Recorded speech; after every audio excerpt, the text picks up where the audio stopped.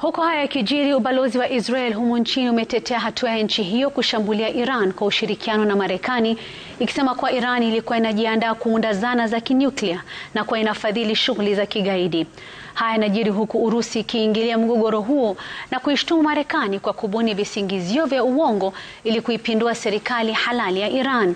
Na kama anavyoarifu Brenda Wanga, mataifa mengine ya bara Europa yakiwemo Uhispania na Ufaransa yamelaani uvamizi dhidi ya Iran.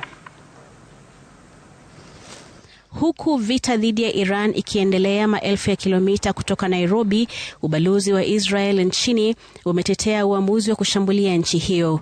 Ubalozi huo unasema Israel ililazimika kuivamia Iran ili kuzuia ugaidi unaodhaminiwa na nchi hiyo na kwamba nchi hiyo ilikuwa inajihami kwa silaha za kinyuklia. Lakini huku moshi wa mashambulizi ukizidi kufuka Tehran, jumuiya ya kimataifa inajitenga na uvamizi wa Marekani nchini Iran. Japo Rais Trump anasema kuwa ilikuwa fursa ya kipekee ya kulemaza uundaji wa makombora ya kinyuklia, mataifa mengine yanahoji kuwa Marekani imekiuka kanuni za Umoja wa Mataifa. It appears that these actions are inconsistent with international law. Bunge la Congress la Marekani pia limegawanyika kuhusiana na kuhusika kwa Marekani kwenye vita hivyo. And it is very clear that this administration has not put forward a viable argument for why the US should be declaring war on Iran and why it has deployed military resources without congressional authorization. Uhispania na Ufaransa zikiongeza sauti zao kuikosoa Marekani. Waziri Mkuu wa Uhispania Pedro Sanchez ameweka wazi kwamba nchi yake haitakuwa mshirika wa kimya katika kile anachokiona kuwa ni makosa ya kimaadili na kimkakati.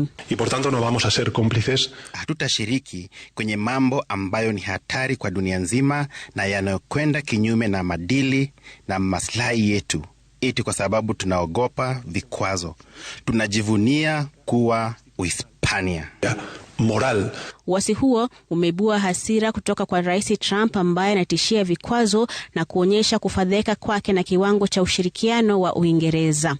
And by the way, I'm not happy with the UK either. That island that you read about, the lease, okay, he made it for whatever reason, he made a lease of the island. Somebody came and took it away from him.